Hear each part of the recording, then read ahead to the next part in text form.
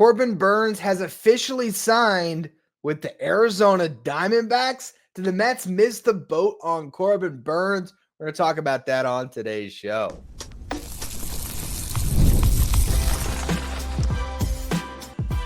You are Locked On Mets, your daily New York Mets podcast. Part of the Locked On Podcast Network, your team every day.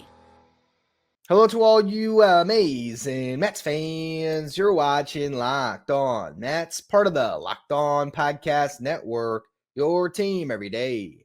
I'm your host, Ryan Finkelstein. If you want to find any of my work, follow me on X at Finkelstein Ryan. You can also find some of my writing at justbaseball.com, where I work as the managing editor. I am blown away, folks. Corbin Burnes is an Arizona Diamondback. They were not even on my radar to sign Corbin Burnes, which feels a lot like when they signed Zach Greinke or Madison Bumgarner. Every once in a while, the Diamondbacks just pull an ace out of the hat, and this is a stunning signing. And I'll tell you what, this comes once again because I guess Scott Boras has changed his sleep schedule, and he's making deals past 1 a.m. This comes late at night. I was in the middle of recording a completely different episode of Locked On Mets that I just scrapped, and I will use themes of it throughout the show today. I was going to talk about the Dodgers because the Dodgers re-signed Teoscar Hernandez today, 3 years, $66 million. And also, if you just want to catch up on your MLB news, Gleyber Torres in a much smaller deal signed with the Tigers on a 1-year, $15 million deal. But all of that is to say, I was going to talk about the Mets and how they can try to stack up against the Dodgers. And one of the things I was going to mention is, keeping their eyes on the Corbin Burnes market, right? Just because, hey, if he falls down to the right price, maybe you still jump on that. Well, the Diamondbacks have signed Corbin Burnes, the best pitcher on the market, to a 6-year, $210 million deal. So you look at that, how that breaks down, it's $35 million per, and he has an opt-out after the second year. When you see that contract, I'm sorry, the Mets made a mistake here. I'm just going to say, and I understand that David Stearns does not like to go long-term on a starting pitcher, and he knows more about Corbin Burnes than pretty much any of us do. Corbin Burnes came up with the Brewers, won a Cy Young when David Stearns was their president of baseball operations. So he might view Corbin Burnes a lot differently than I do. But to me, Corbin Burnes is a pretty surefire bet to give you 190 innings and pitch to a sub-3 ERA for the next 3 years. And the Diamondbacks just got him. Now, it's a tougher ballpark to pitch in, but still, there's every chance he puts those numbers for the next 2 years, helps them compete against the Dodgers, and then opts out. And he's off your books, and it turns into a 2-year contract for Corbin Burnes. Now, the Mets, they re-signed Sean Manaea. I think their rotation is in a good place. We've talked about on the show.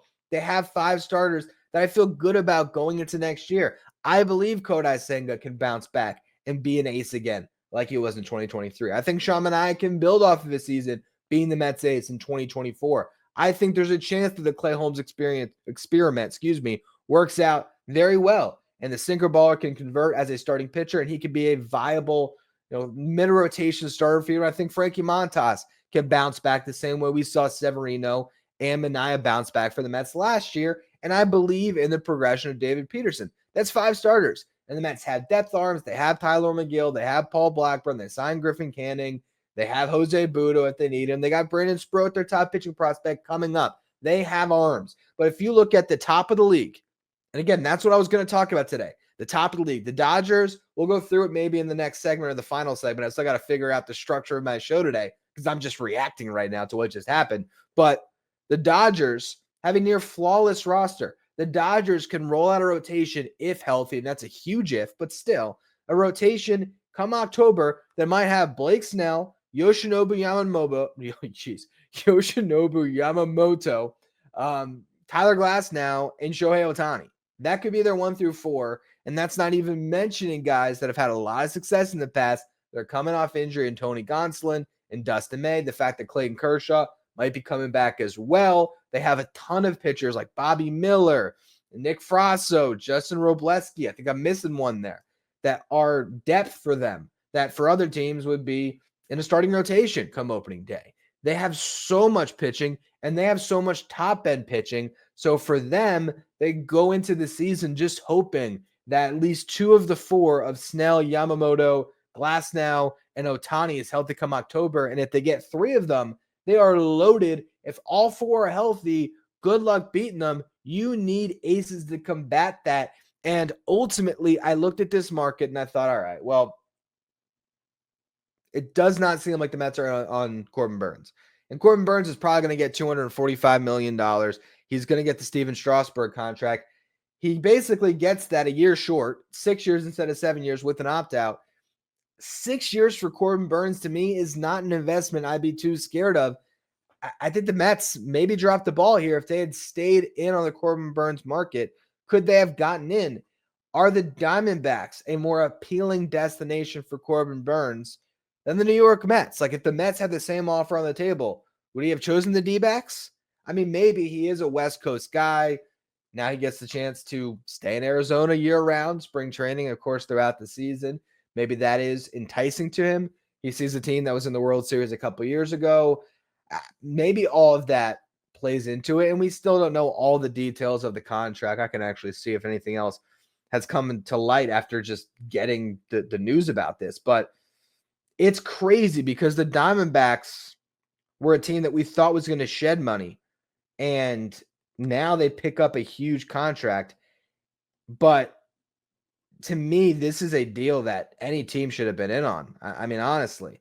And the Mets in particular, I feel like they should have been in on this. And I really think if you were in from the beginning and this is where the market fell, and you could sell Corbin Burnes on coming aboard and leading a staff that is deep and talented now with Minaya, with Senga. If that was your 1, 2, 3, Corbin Burnes, Sean Minaya, Kodai Senga, like, all right, you're cooking with gas. Is it the Dodgers rotation? No. But if those 3 guys are healthy in October, I feel great about who the Mets are handing the ball to.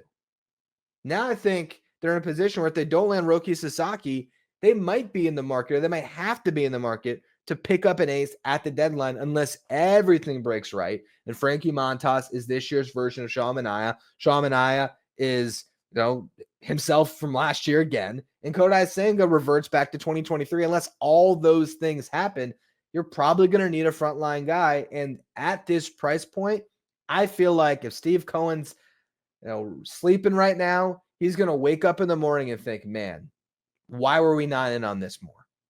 And I'm the last guy to knock David Stearns. I think David Stearns is one of the best executives in the game. And I trust his decision-making always. So ultimately, this is fine. But the gut reaction shock of seeing this contract where we thought that Corbin Burnes was going to get at least 7 years, and it's 6 years with an opt-out after the second year. That's an exciting piece of this if you're a Diamondbacks fan. It's an opt-out after year 2. So you're guaranteed 2 years of Corbin Burnes. And if he's himself, he's off your books when that contract could start to get scary. It's a great signing for the Diamondbacks. I feel like the Mets should have been in on it, but they weren't. So now what happens with the rest of the Boras clients? I want to take a breather here and come back collected. How could this impact Alex Bregman and Pete Alonso? I'll go through that in just a minute. First, though, quick word from our sponsors. Today's episode is brought to you by FanDuel. The NFL playoffs are almost here, but it's not too late to get in on the regular season action with FanDuel, America's #1 sportsbook. Because right now, new customers can finish the season strong with $250 in bonus bets if your first $5 bet wins. FanDuel has so many ways for you to pick up a W. I love looking at who's going to score a touchdown in a given game. That's always a nice place to bet. Or if you're watching an NBA game, you can look at a player's stats, maybe like their points, rebounds, and assists. There's someone that's going to fill up the box score across the board. That might be the guy to look at to bet on their points, rebounds, and assists and take the over on it. And again, you want to win that first $5 bet to get that chance to win $250 in bonus bets. Just visit FanDuel.com to join today. That's FanDuel.com for your chance at $250 in bonus bets. Make every moment more with FanDuel, an official sportsbook partner of the NFL.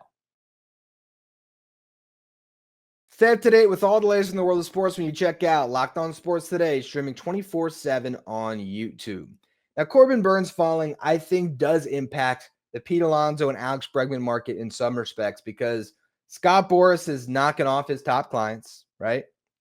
First and foremost, he got Blake Snell taken care of after he took too long to get Snell taken care of last year. He got that deal done real early. Then it was the Juan Soto sweepstakes. Thank you, Scott Boras, for helping him land with the New York Mets. That was great. We loved that. This was the next domino to fall on Corbin Burnes. So now he's out of the way. But there was two teams that were clearly in on Corbin Burnes, and I am shocked he did not land there. I don't know if Corbin Burnes was blown away by the Diamondbacks pitch, and maybe he was. Maybe he looked at the Diamondbacks for the next 2 years, and he says, I have a better chance to win with the Diamondbacks than the other teams that were in on me. And you know what? In some respects, he might be right, because if I was to bet on the future of the Diamondbacks, the Giants, or the Blue Jays with Corbin Burnes in tow, I might take the Diamondbacks, honestly. That was a team that went to the World Series a couple years ago, that had a great season last year, that ended up coming short thanks to the New York Mets beating them out in the tiebreaker, as well as the Atlanta Braves. And so the Diamondbacks, on a day after the season ended, they were eliminated. But they were still a very good team. And if you look at, pretty much June on, the best three teams in the National League, the Mets, the Padres, and the Diamondbacks, and obviously the Dodgers too. But those are the three teams that closed the season strong. You look at Toronto, I would not have signed up for that, so I don't blame Corbin Burnes there. Who knows if the Blue Jays offered him more or not. The Giants, it felt like he was going to go there just because he was an ideal fit for them. He could be paired with Logan Webb atop that rotation. They signed Willy Adames, and Corbin Burnes is based in the Bay Area. So it made all the logical sense that he might head over there. But he picks the Diamondbacks. And we'll learn more about how that process unfolded. But now you take him off the board, and those two teams in Toronto and in San Francisco, they got money to spend. And Toronto's been striking out left and right. So are they going to all of a sudden focus their efforts to Alex Bregman? Possibly. I don't think they'll land him. The Giants, where are they going to focus their efforts now? There is a world where the Giants respond to this and make a push for Pete Alonso. And the way Scott Boras operates, you just don't know how these things are connected. You don't. Are the Giants the team that gives Scott Boras a second to push the Pete Alonso market along? And not to say it's not Corbin Burnes' decision. I think ultimately Burnes decides where he signs, but it's just interesting. It really is how the ripple effects of this signing. All of a sudden, if the Giants have money to spend and they're looking at the market, where are they parking that money right now? Which starting pitcher are you investing in? Nick Pivetta, and you're giving up the comp pick because he got a qualifying offer? I'm actually drawing a blank who the next best starting pitcher is outside of Pivetta. I mean, let me look it up really quick here because I'm honestly drawing a blank. Evaldi landed, Manaea landed, Buehler landed. They were all part of that sort of second tier. I'm looking now really quick here. Jack Flaherty, maybe Jack Flaherty is the pivot for the Giants. Maybe they're looking at some veterans and trying to sign a Verlander or a Scherzer and hoping that they have a bounce back season. But there's not really the pitcher outside of Flaherty to park their money in if they want to sign another big tier free agent. I was going to talk about Teoscar Hernandez, and I will a little bit in the final segment today. Teoscar Hernandez goes back to the Dodgers. Take him off the board as a potential free agent the Giants could sign. Anthony Santander is still there for them if that's how they choose to address their roster. Outside of that, Pete Alonso might make some sense. They would have to maybe move Lamont Wade in a trade. We'll see if that's something that they could do, but they could become that other team. It's possible. When it comes to the Alex Bregman sweepstakes, Gleyber Torres landing with the Tigers, I don't know if that takes them out of the Bregman market, but I'm very curious to see how this all develops for the New York Mets and those two free agents, because the Mets, if they want to make this the type of an offseason where people are really blown away and they're looking at the Mets as a real contender, they have to do more. Yes, they just signed a player to a historic contract in Juan Soto, but you know what? That was at this point a month ago, or about a month ago. I guess not a full month ago, but certainly feels like it, right? It feels like the winter meetings was ages ago. And yes, it's amazing. Yes, it was $765 million. Yes, he is a franchise-altering acquisition. But if you lose Pete Alonso and you go into next year, and let's just say you don't sign Bregman, and you actually end up with a nightmare scenario where you struck out on all of them, and you are playing Vientos at first and Beatty or Mauricio at third to start the season.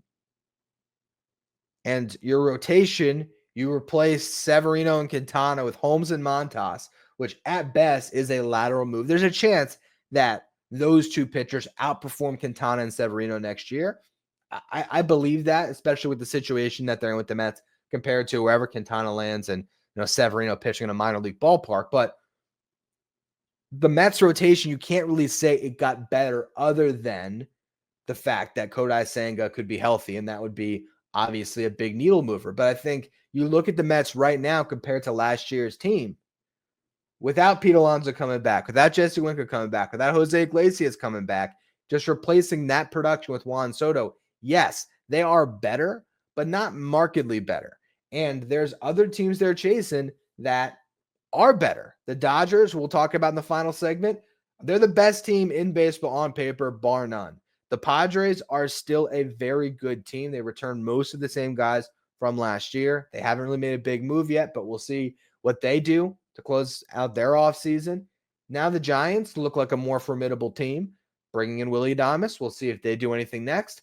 And then the Diamondbacks, who were a team that we were all sort of sleeping on, make one of the biggest moves of the offseason, landing Corbin Burnes. And now they got Corbin Burnes, Zach Gallen, Merrill Kelly, and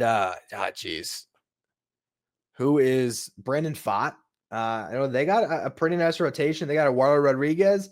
We'll see if they can flip Jordan Montgomery somewhere. I'm sure they'd love to get that contract off their books. But the Diamondbacks are a real threat here. Yeah, they lose Christian Walker, but they still have Ketel Marte. They would hope Corbin Carroll has a better season. I mean, they still have a squad that can go next year.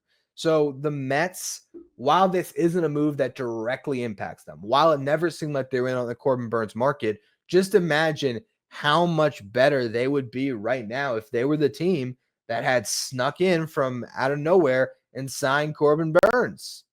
We'd be talking about the New York Mets as a completely different contender. We'd say, oh my gosh, the Mets got the best pitcher and the best hitter in this free agent class. And they're going to roll into next season with Burnes, Minaya, Senga, Juan Soto. At that point, if they decided, you know what, we invested in Corbin Burnes and we're going to sign Josh Bell and Jesse Winker, and we're going to hope that one of Ronnie Mauricio or Brett Beatty or Luis Angel Acuna grabs the starting third base job, or maybe they sign Jose Iglesias back, and that's their answer. They decided it's not best to invest in Pete Alonso or Alex Bregman. I'd say okay. But now that Burnes is off the board and you're looking at this Mets team, I do think their rotation ultimately is fine. But to get to the point where they can beat the best teams in the National League, they have to have a lineup that can go up with any team.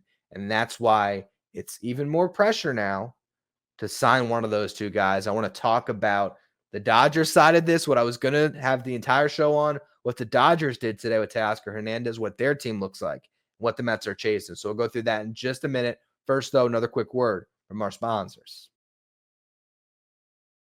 Today's episode is brought to you by Game Time. Game Time is the fast and easy way to buy tickets for all the sports, music, comedy, and theater events near you. And Game Time Picks is a feature that help you filter out the fluff and show you only the best possible deals on great seats. So don't waste your time searching through thousands of tickets. You can just see the best possible deals. You can view your seat before you buy, so you know exactly what to expect when you arrive. You can buy tickets in a matter of seconds, 2 taps. You're all set. Download the Game Time app, create an account. Use the code LOCKEDONMLB for $20 off your first purchase. Terms apply. Again, create an account. Redeem the code LOCKEDONMLB for $20 off. Download Game Time today. What time is it? Game time. If you're an everyday listener to the show, make sure you become a Locked On Mets insider. This is our texting service where you get updates from me anytime news breaks the Mets. You can ask me questions anytime. You can also take part in our Locked On Mets sign photo giveaways. If you want to be a Locked On Mets insider, find the link in the episode description. Go to subtext.com/LockedOnMets. Now, I was going to talk about Teoscar Hernandez as the biggest move of the day and how that impacted the New York Mets, because Teoscar Hernandez returns to the Dodgers on a 3-year, $66 million deal. Contract comes with some deferrals, big signing bonus. the new Dodgers special of how they structure their contracts, and the rich get richer. You look at the Dodgers on paper going into next season, pretty much the same team that just won the World Series. When we look at their starting lineup, Ohtani, Betts, Freeman. The plan is to play Mookie Betts at shortstop. Teoscar Hernandez returns to his cleanup spot, slated to be the opening day right fielder, you'd imagine. Max Muncy at third, Will Smith at catcher, Tommy Edman, probably going to be their center fielder next year. Michael Conforto is the one big change. They signed him. He'll be their left fielder. Gavin Lux at second base. The bench, Austin Barnes, the backup catcher, Miguel Rojas, backup middle infielder, Chris Taylor. Utility man, that's probably the one hole on their roster is Chris Taylor is still getting paid, and he's not very good anymore. But if they wanted to, they could just eat the contract and roll with James Alman and Andy Pajes and have two young outfielders on their bench who could, make some absolute, real impact when an outfielder goes down or whatever it is. So they have some depth there. And the one subtraction from the World Series team is Kike Hernandez, who is unbelievable in the playoffs. But the regular season, he has not been very good for some time now. Michael Conforto in the regular season, if you just look at their stats there, would be a big upgrade over Kike. You can't really measure what Kike does as a leader, as an interesting personality, and as an absolute dog in October. So we'll see how Conforto does when he gets his first chance to play in the playoffs since 2015, I'd imagine, right? I can't think that there was another opportunity for him because I don't think the Giants made it in his couple years there, and the Mets certainly didn't make it. So good for Conforto. He's going to get a chance to maybe have some big moments on the biggest stage and potentially cash in next year after it completes this one-year deal. But the Dodgers are loaded in the starting lineup, and we already talked about their rotation. Snell, Yamamoto, Glasnow, Ohtani, Tony Gonsolin, Dustin Mayers are 1 through 6. Bobby Miller, Landon Knack, Nick Frasso, Justin Robleski, Ben Kasparias. Depth. All those guys could be starters for other teams. They have Emmett Sheehan, Gavin Stone, River Ryan all hurt, but who knows if any of them can rehab their way back by the end of the season. Their bullpen, Kopech, Trinan, Evan Phillips, Anthony Banda, Alex Vesia, Ryan Brazier, Brusdar, Gratterall, basically the same bullpen that was absolutely lights out in October. They're all back. So this is a flawless team on paper. And they were in the market to trade for Devin Williams. The Yankees beat them there, but you never know. They might get a Ryan Helsley. They might make another move. If they wanted to, they might mess around and say, you know what, let's just sign Tanner Scott. Why not? It doesn't seem like their MO. They seem to trade for relievers with limited control, and that's how they operate in the relief market. But the Dodgers are absolutely loaded.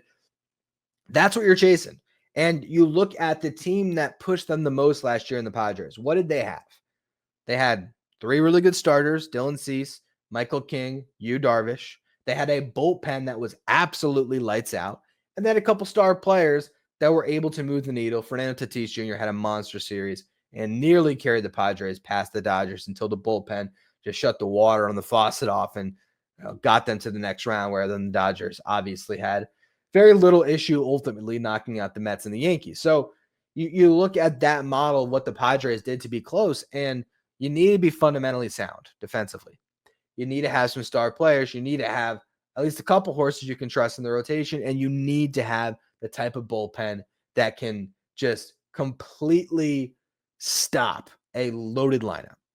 The Mets have a lot of work to do in building out that bullpen, and that's something that I do trust David Stearns can figure out, but it's a lot harder when you don't have a ready-made farm system feeding you the arms that you need. The Mets have a work in progress in their farm system. Their pitching lab is going into year 2. I'm sure they're developing some arms that might pop up and be great next year, just like Daniel Nunez was last year. And you hope Nunez can be that. You hope Reed Garrett can be even better in his second real full season. You hope Edwin Diaz can have a better year, more of a bounce back to what he was when he signed that contract.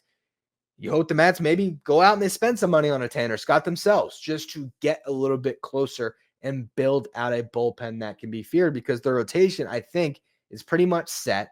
I don't think it makes sense to all of a sudden react to this Corbin Burnes signing and trade for Luis Castillo. I know some fans might want that, but for me, for the Mets to bridge that gap to the Dodgers, they need a farm system that they can trade from. And that, to me, I would prefer the Mets to roll into the season, see what they have with the guys that are on their roster, navigate the first couple months, be in the mix, and then that package that you're going to trade, make sure Luis Castillo is pitching at an ace level before you trade for him, or whoever it is that's on the market at the deadline that is the clear ace that's established himself, whatever it is. If it's a guy that's heading into a walk like Jack Flaherty was last year, that's the guy you strike on. Then that's when you trade the prospects. So I think at this point, the Mets should not go crazy to try to get another starter. I don't think they will.